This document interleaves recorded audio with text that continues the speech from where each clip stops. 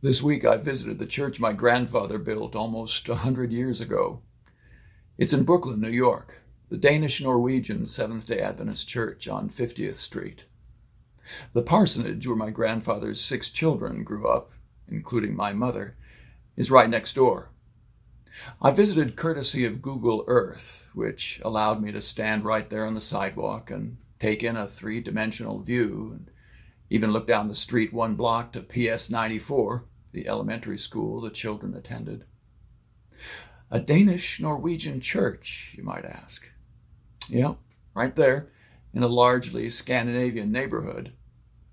And when my grandparents arrived as the new pastoral couple in the 1920s, the congregation was meeting in the basement of the unfinished church building.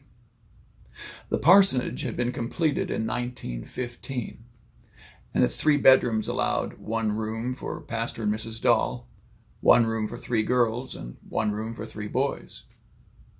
And then my grandfather went to work building the church sanctuary up from the basement. And there it is, as I stood and gazed at it this week, a brick worship center reaching up toward the New York sky.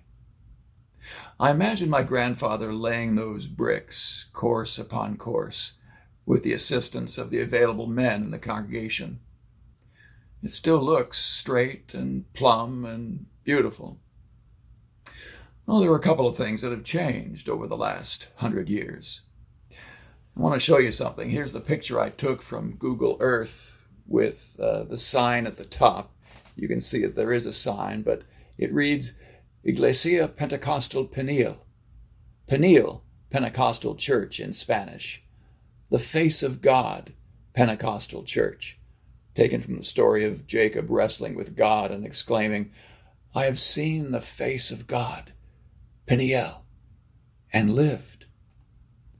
Now, the Adventist congregation sold the property and moved, and is now an English-speaking congregation elsewhere in Brooklyn. Very little Danish or Norwegian is spoken in this neighborhood anymore. I'm sure none. But lots of Spanish.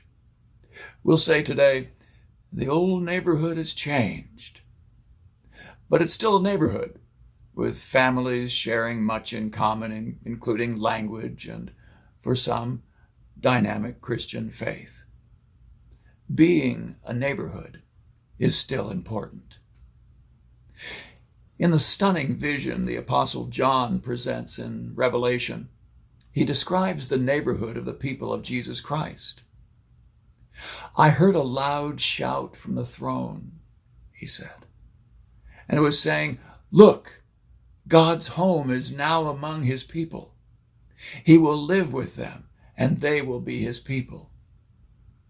Or as Eugene Peterson translates it, look, God has moved into the neighborhood, making his home with men and women. They're his people, and he's their God. Now, as with so much of Jesus' gospel message, this reality is hard to take in. In fact, we often think of these words as describing a future reality that does not have much to do with the now that we live in. But Jesus made it clear in his core message. God has moved into our neighborhood early. He said it plainly as he was teaching his followers, proclaim the good news. The kingdom of heaven has come near. That's from Matthew 10. And later, as he was preparing his followers for his departure, he said, again through John, those who love me will keep my word, and my Father will love them, and we will come to them and make our home with them. John 14. He's in our neighborhood now. When I think of the life God wants me to have through Jesus Christ, and I think of the healing he wants to bring to the old stories of my old neighborhood, here's where he begins. He creates a sense of home and neighborhood and a place of belonging with him.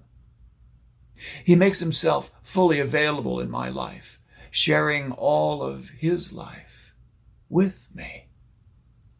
And he begins his healing process in my life from whatever story of hurt or fear or control or rejection, by creating a sense of my belonging.